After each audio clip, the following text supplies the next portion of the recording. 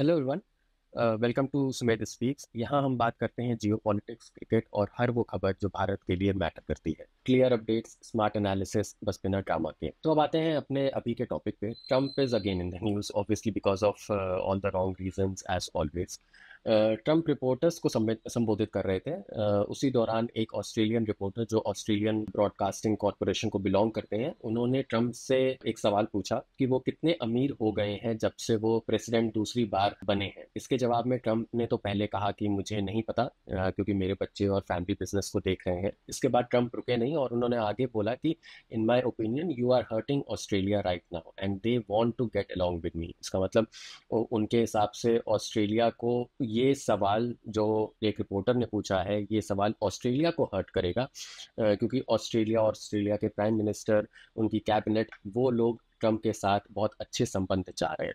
इसके आगे भी उन्होंने ये बोला कि he was going to meet Australian prime minister Anthony Albanese very soon and I am going to tell him about you, you set a very bad tone. इसका मतलब वो कुछ दिनों में Australian prime minister Anthony Albanese से मिलेंगे और उनको वो बताएंगे यहाँ पर ये सवाल क्या क्या पूछा गया था, क्योंकि ये एक बहुत ही बैड टोन में था, बहुत ही बुरा था सवाल। जब उसी रिपोर्टर ने इसके आगे सवाल पूछने की कोशिश करी, तब ट्रम्प ने अपनी इंडेक्स फिंगर को अपने मुंह पे रखते हुए इशारा किया कि कीप क्वाइट, चुप रहो। फिर वो दूसरे जर्नलिस्ट के से बात करने के लिए आगे बढ़ गए। मेरे हिसाब से तो आज के समय में ट्रम्प और पीसीबी, जो कि पाकिस्तान क्रिकेट बोर्ड है जिसको कहते हैं, उनमें कोई फर्क नहीं है।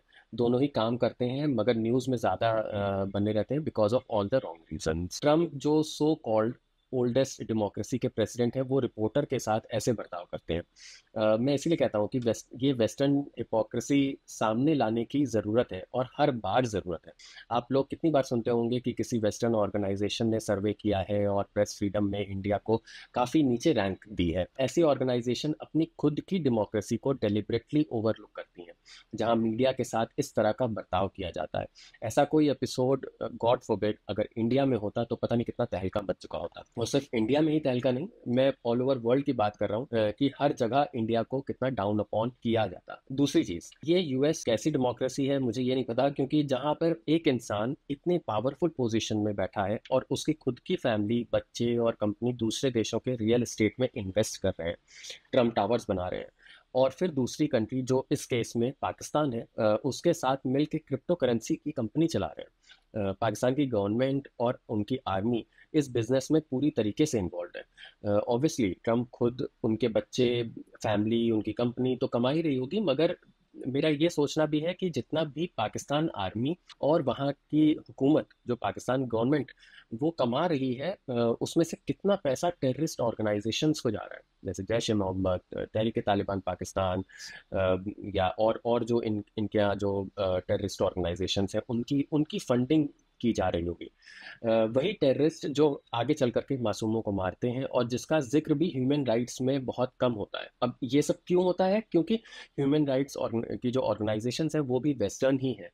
सो ये एक अलग तरीके की हिपोक्रेसी है। जो उनका मोटिव होता है उस हिसाब से वो रूल्स एंड रेगुलेशंस को मोल्ड करते हैं। आई डोंट थिंक कि इंडिया में अगर कोई ऐसे पावरफुल पोजीशन पे है जिसकी फैमिली या जिसका कंपनी इस तरीके से ऐसे इन्वेस्ट कर रही है और दूसरी कंट्री को इतना फ़ायदा पहुंचा रही है, वो डेमोक्रेसी में कैसे चुना जा सकता है और वो कैसे अपनी पावर मेंटेन कर सकता है।